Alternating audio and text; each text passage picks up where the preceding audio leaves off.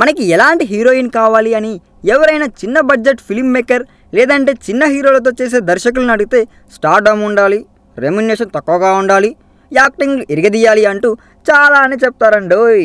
వీలైతే కాస్త గ్లామర్, కుదిరితే కొంచెం హార్డ్ సీన్లు, ఇలా చాలానే డిమాండ్లు కూడా ఉంటాయండోయ్.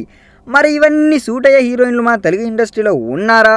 ఒకవేళ ఉన్నా వాళ్ళు చీప్ రెమ్యునరేషన్లకు దొరుకుతారా అంటే ఖచ్చితంగా అందరూ ఇప్పుడు రెజీనా వైపే చూస్తున్నారంటండి.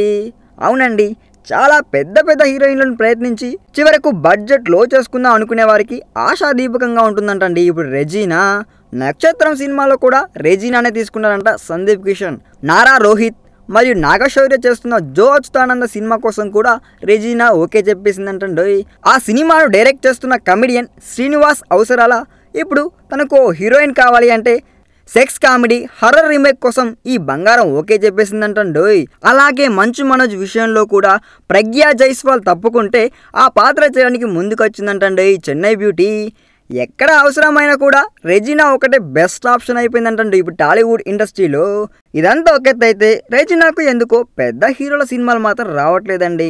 మహేష్, చరణ్, బన్నీ, ప్రభాస్ లాంటి ఏ తదితర స్టార్లు కూడా ఆమెకు ఛాన్సులు ఇవ్వట్లేదంటే ఆమె ఖాతాలో భారీ బ్లాక్ బాస్టర్ పడాల్సిందే కదండి. ఈ వీడియో మీకు నచ్చినట్లయితే సబ్స్క్రైబ్ చేయండి. ఫిలిమి స్టార్స్ బోలెడంత న్యూస్ బోల్డ్గా.